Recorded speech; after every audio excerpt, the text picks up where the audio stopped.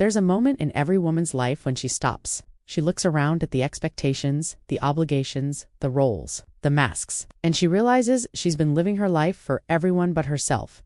That moment, it's not loud. It doesn't look like rage. It doesn't always come with tears.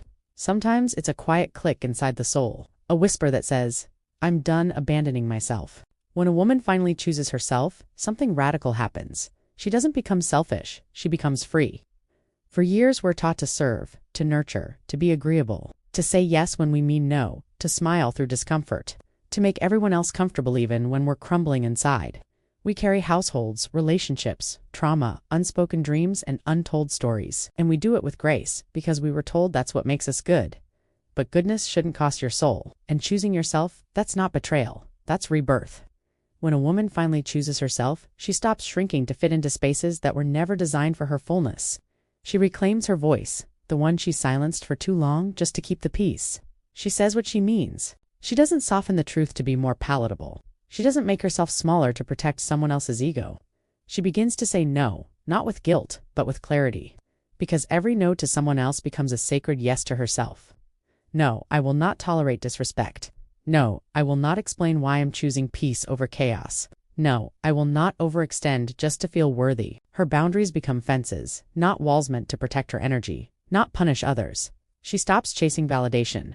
The likes, the approval, the compliments, they lose power, because when a woman knows who she is, she doesn't need applause to feel valuable. She becomes magnetic, not because she's trying, but because she's finally aligned, and people can feel it. When she chooses herself, she starts healing.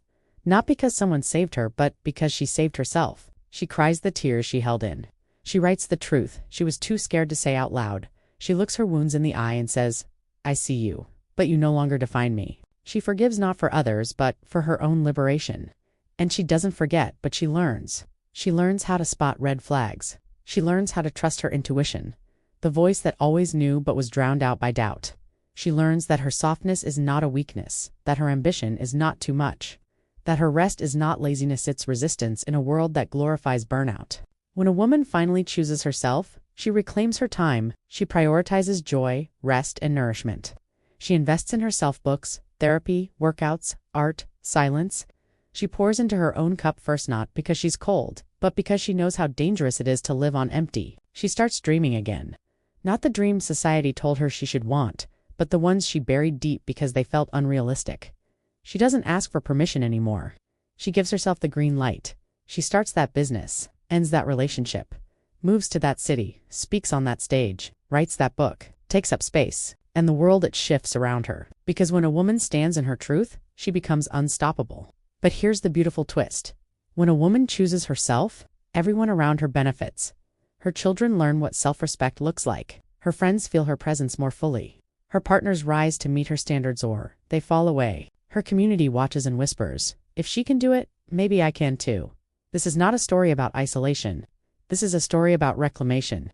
A woman choosing herself is not abandoning anyone, just finally returning to the one person who was with her through it all, herself. So if you're that woman on the edge, on the fence, exhausted from performing a life that doesn't feel like yours, take this as your sign. Choose yourself fully, fiercely, without apology. Because when you do, you don't just change your life. You give every woman watching you permission to do the same.